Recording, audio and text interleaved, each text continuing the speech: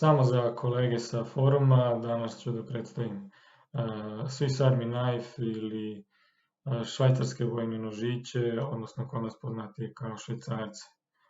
To su džepni višenamenski noževi koje proizvodi švajcarska firma Victorinox, ranije i Wenger. Originalni naziv je oficir Mese, a Swiss Army Knife je američki prevod od posle Drugog svjetskog rata. Kratak istorijat. Swiss Army Knife se proizvodi za švajcarsku vojsku od 1891. godine i do danas postoje sledeći modeli. Model iz 1890. iz 1908. 1951. 1961. i model 08 iz 2008. Alati su bili prilagođeni za tadašnji švajcarski vojni pribor, uključujući i pušku. Od modela 1908 do 2004. godine zajedno su ih proizvodili Victorinox i Wenger, od kada je Wenger u sastavu Victorinox. Pored zvaničnih vojnih modela, obe firme proizvode desetine civilnih modela i njih zovemo Swiss Army Knife. Inače, Swiss Army Knife je registrovani zaštićeni trademark firme Victorinox. Ovde su nekoliko tipičnih modela. Model iz 1961. godine u civilnoj varijanti je poznat i kao 93 mm Alox Pionir, a model 08 je poznat kao model od 111 mm One-Handed Trailmaster. Osim švajcarske i druge armije su imale ili imaju u zvaničnoj upotrebi Swiss Army Knife kao Nemačka, Danska, Holandija, Norveška, SAD i preko 20 zemalja. Ono što je zanimljivo, naša žandarmerija je imala, ne znam da li još uvek imaju ovaj model Wengera Ranger 06 Mountaineer od 120 mm, on se više ne proizvodi. Podela Swiss Army Knife osnovna je po proizvođaču, znači jedni su proizvedeni od strane Victorinoxa, a drugi od strane Wengera. Da vidimo, vrlo su im slični logoji, na crvenom koricama je Victorinox, na crnim je Wengera.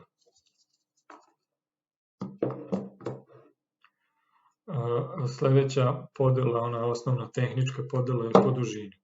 Znači imamo Victorinox se deli na modele od 111 mm, 108, 100, 93, 91, 84, 74, 75, 58 i tako dalje. Wenger na 130, 120, 85, 65 i tako dalje. Znači ovdje imamo Wenger od 130 mm, ovaj od 120 također popularni kod nas, oni se više ne proizvode. Imamo jedan od 85 mm. Tako što se tiče Victorinoxa, znači ovi su trenutno najveći, znači to je taj od 111 mm. 111 mm je ukupna, znači ta dužina kad je zaklopljen nož preko svega. Znači 91 mm, ovi Alox, i slične alate, gotovo identične, samo zbog aluminijumske korica imaju 93 mm. I ovaj jedan mali od 58 mm. Sledeća podela je po broju slojeva, odnosno po debljini. Šta to znači? Znači koliko sa jedne strane može nož da ima alata, znači to je ta debljina, odnosno broj slojeva. Znači ovaj ovde model ima 3 sloja, znači ima 3 alata, znači kada otvorimo sva 3 vidimo da on tako ima 3 implementacije sa jedne strane. Znači imamo modele od jednog sloja, znači neke najjednostavnije, pa do nekih 6 slojeva koji su, recimo ovako jedan koji su upotrebljivi još da mogu da se koriste. Naravno postoji neki kolekcionarski modeli koji imaju 15 slojeva. Naravno oni su širi nego duži, nisu za neku upotrebnu vrednost, samo za kolekcionare. Znači po tipu korica je sledeća podela, znači mogu da budu plastične, mogu da budu aluminijumske, neki novi imaju neke inserte plastične sa insertima od gume, gumirani, i postoje drveni modeli, znači standardno, ja sam nemam ovde nijedan sa drvenim koricama.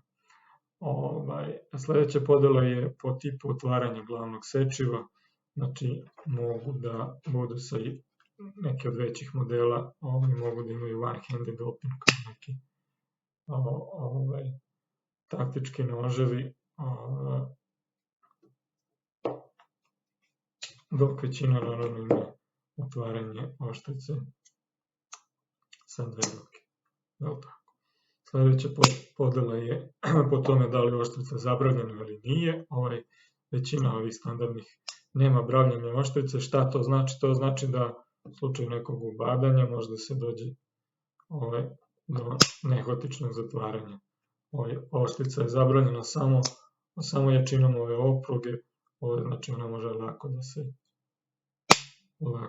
da se sklopi, dok neki modeli imaju bravljanje, oni su imaju liner lock bravljanje, to znači da imaju jedan jezičak koji sprečava da se oštrica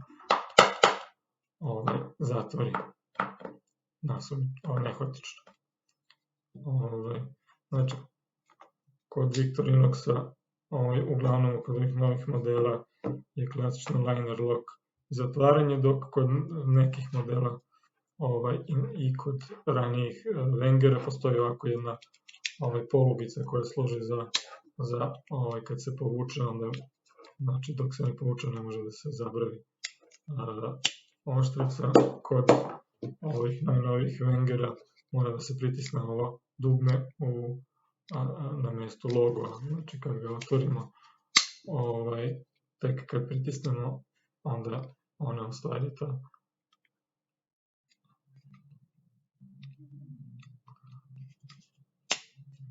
ta polugica se omogućava da se zatvori nož.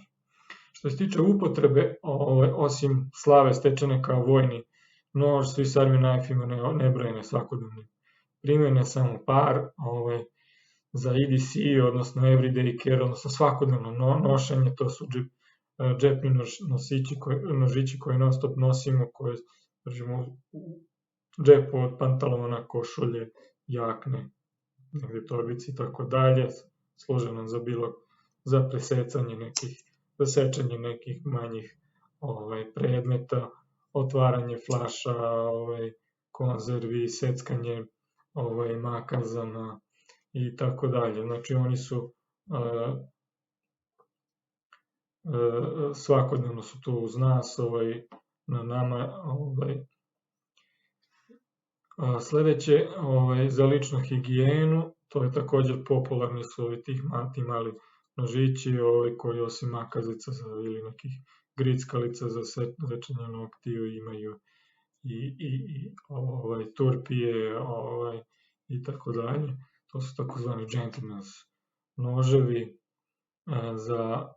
Za lov i ribolov postoje modeli koji imaju recimo testere za sečenje kostiju i to je za sečenje drveta, ali mogu i kosti da se seku, kao i sečiva za otvaranje divljači. Znači to su sečiva koje nemaju vrh, a mogu služe za otvaranje divljači. Ova sečiva mogu da se koriste i kao za u vanrednim situacijama sečenje nekih pojaseva, jel tako, nemaju oštar vrh, mogu da preseku pojas ili kod padobranaca su petljaju neke ove paracord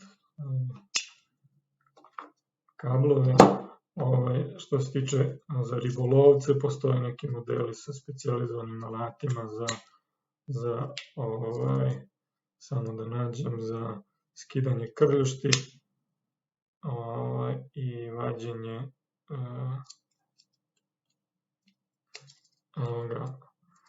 znači za skidanje krljušti i za vađenje udica. Verovatno još ima neki, nisam stručnjak za pecanje, tako da ne znam. Znači naravno boravak u prirodi, ovi neki veći modeli koji omogućavaju tako i pripremu nekog drveta za ogrev, za pripalu, za ogrev i tako dalje, za obradu hrane.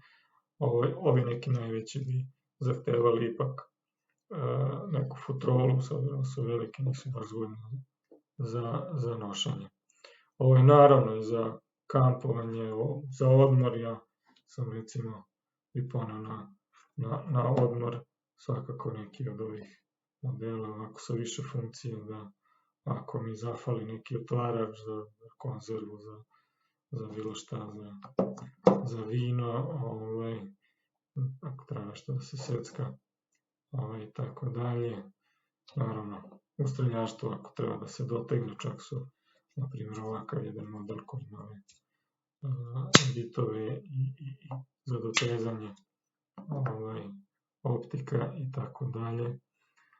Što se tiče alata, znači glavni su sečive, ali tako, i tu imamo glavno sečivo može da bude klasično ravno, može da bude kombinovano, gde ima delom i reckavo, a delom ravno sečivo, može da bude skroz reckavo, tako videli smo, i tako dalje, može da bude sa bravom, može biti bez brave, hedoričnim otvaranjem ili sa dvoručnim, može da bude zakrivljeno za rezivanje voćaka i tako dalje. Makazice su jedan od zaštitnih alata Victorinoxa. To su precizne su i oštre makaze, možemo baš neke manje stvari da sečemo baš precizno, papir, nokte, šta god treba da se preseče, neki kanap i tako dalje. Osim toga imamo otvarače za konzerve i za flaše, tako. Oni imaju, na vrhu mogu da imaju neki uži ili neki širi, ravni odvijač, kao imaju jedan mali žleb ovde za skidanje izolacije na provodnicima. Nije siguran koliko je ovo efikasan. Postoje i otvarači sa ove gornje strane, postoje otvarači za plutene čepove. S ovim konkretno sam jednog letovanja, na jednom letovanju otvorio neke 25 buteljke bez problema. Prvi dan mi se pokvario klasičan otvarač vadičep, morao sam s ovim, malo je bilo natezanja, a treba malo veću snagu, pošto ne postoji poluga, ali može bez problema. Ono što je zanimljivo, ovde staje ovaj mali odvijač za naočare, znači to je ravni, tanki. Victorinox i Wenger imaju istu ovu geometriju ovog spiralnog vadičepa, i tako da možete da dokupite, oni koji nemaju, da dolaze s ovim, možete da dokupite i da ubacite ovakav jedan mali odvijač. Neki drugi modeli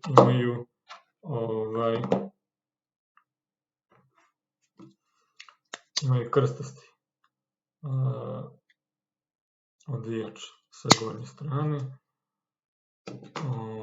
Sa te gornje strane postoji još recimo šilo. Ovo konkretno šilo nema alkicu, znači ne može da se da se šije sa njim, ali je naoštreno s jedne strane, znači može lepo da napravi rupu u koži, u drvetu, u plastici. Slično recimo na Wengeru imamo šilo sa okcem, ali nije naoštreno sa jedne strane. Sa ove gornje strane postoji još razne druge implementacije. Ima jedna čudan alat, to je kukica. Meni je koristila i prilikom šopinga kad sam trebao da ponesem neku kesu od 20 kg, koja je počela da mi useca mi se u prste i onda sam setio i okačio sam ovde bez problema, mnogo bilo lakše.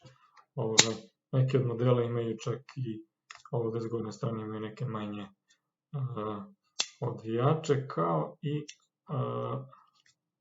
deleto. Znači deleto možemo da skidamo neki materijal ili sa nekog materijala da se skida neka farba ili slično. Većina modela ima ovu alkicu s kojom možemo da zakačimo neki privezak.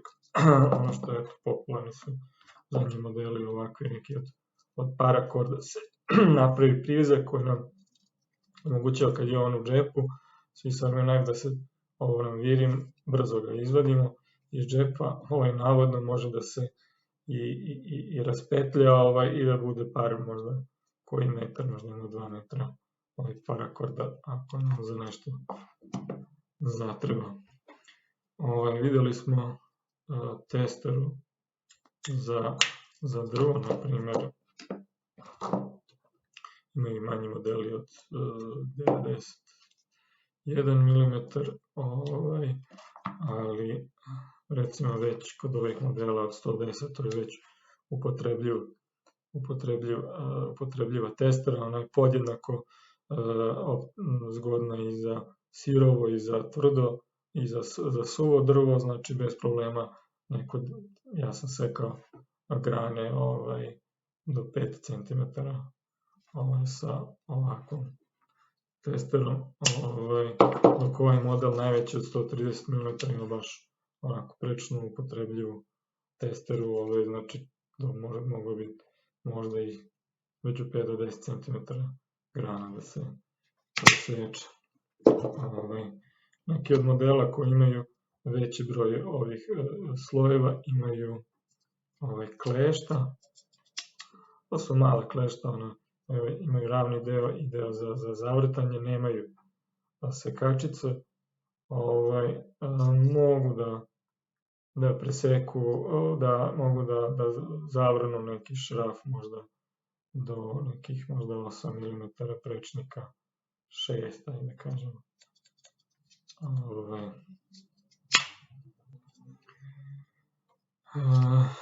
Od također tih sa većim brojem slojeva imaju povećalo. Neki imaju i poseban unutra krstasti. Oni koji nemaju, ti sa većim brojima koji imaju otvarač za vadičep, oni obično imaju krstasti ovako implementiran unutra.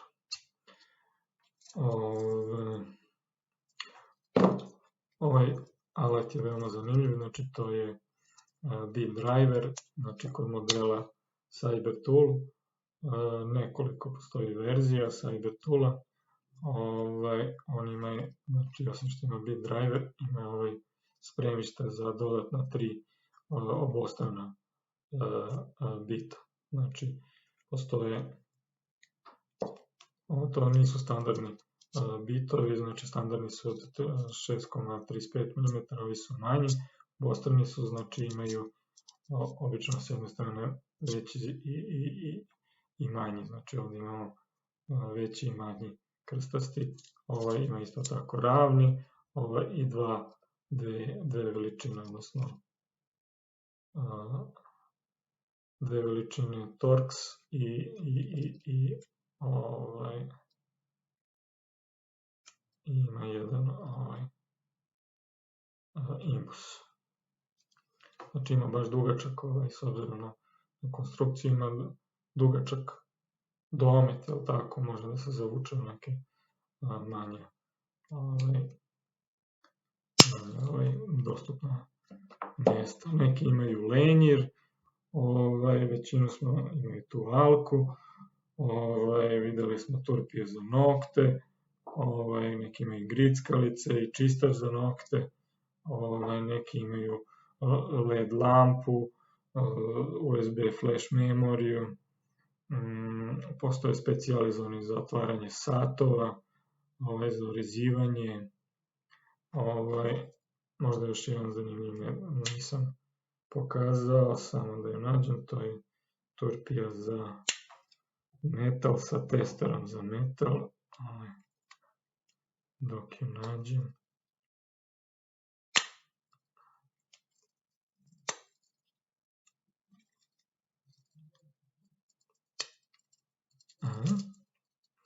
Znači ima dvostranu turpiju, solidno, finije možda, finije granulacije i testeru, znači šraf od 6 mm bez problema, može i više, ali ajde kažem, to je bio neki do 10 možda je malo da se, ali baš trebalo dugo vremena. Ono po čemu su poznati Švajcarci, to su i ovi alati u koricama. Znači imamo hemijsku olovku, imamo plastičnu čačkalicu i pincetu.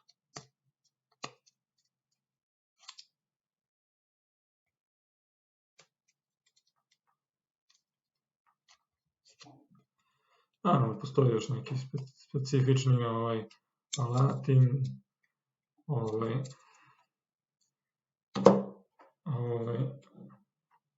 ne mogu baš da ih nabrojim sve. Što se tiče preporuka, za neki everyday carry, za svakodnevno nošenje, neki ovakav model, možda koji je tanak, možda ovome nedostaju makazice da je bio baš onako upotrebljiv, ima sigurno takvih 90 od 91 mm, možda sa 3 manji od ovog, znači možda i duplo manji, možda tanji od ovog sa 3 neka sloja, svakodnevno da možemo da presečemo nešto, otvorimo neku konzervu, dotegnemo neki šraf i tako dalje. Takvi modeli mogu da se nose bez problema u džepu od pantalona, košulje, jakne i tako dalje. Za higijenu kad smo negde na putu, naravno ne smemo u avion da uđu, većina imaju oštricu, tako neki manji modeli, 58 mm ili 60 i nešto, tako dalje, koji, takozvani gentleman's knife. Ako imate malu decu, pa svako često morate da menjate baterije, dotežete neke igračke i popravljate ovakav jedan cyber tool, naravno i svu tehniku, otvaranje, zatvaranje telefona, ne znam ko to više radi danas, ovakav jedan cyber tool svakako vrlo upotrebljiv za neku za upotrebu u dvorištu, na kampovanju i tako dalje, ako idete na odmor, preporučio bi neki od modela od 111 mm, oni su prilično upotrebljivi, mogu da zamene neki nož, ozbiljniji, imaju bravljenje, ako treba nešto jače, da se napravi neka drvo, da se napravi za pripalu, tako dalje, ako treba da se iseče nešto, imamo, pokazio sam testeru, tako, i tako dalje. Ono što je zanimljivo, ovi Elex modeli mogu da se sterilišu, zato što su skroz od metala, i tako dalje.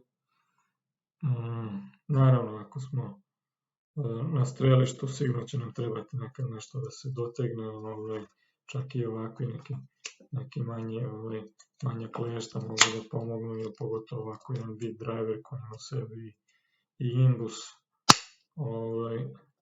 može da pomogne. Što se tiče održavanja, znači bitno je da se drže kao i svi alati, da se drže čisti, posle upotrebe treba ih prebrisati, povremeno će trebati da se možda mehanizam očisti može sa WD-40 se malo ispere i postoji ulje za održavanje da se naolji Victorinox ulje. Što se tiče održavanja oštrice, svi sami knife modeli se prave od čelika koji je relativno mekan. Znači brzo se istupe, ali isto tako mogu vrlo lako da se naoštre. To je to. Neko bi rekao koje su alternative. Postoje naravno švajcarska firma, na primjer Sviza, koja pravi isto u zadnje vrijeme velik broj modela. Nemam iskustva s njima. Boker, za Boker neke kineske firme pravi za Boker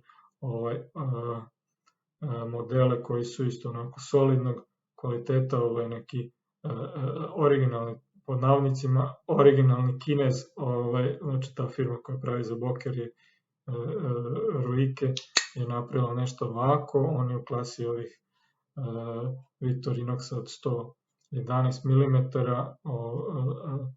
ima možda malo i kvalitetniju oštricu, kvalitetnijeg čelika, međutim nije taj nivo završne obrade dovoljno dobar, znači ima tu nekih delova koji nisu dobro obrađeni i tako dalje, za cenu koja je skoro pa slična. Ne vidim razloga zašto bi neko kupio. Model ima razbijač stakla, ima klip.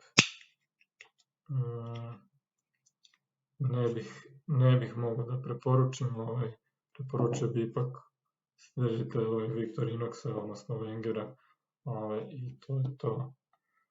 Hvala.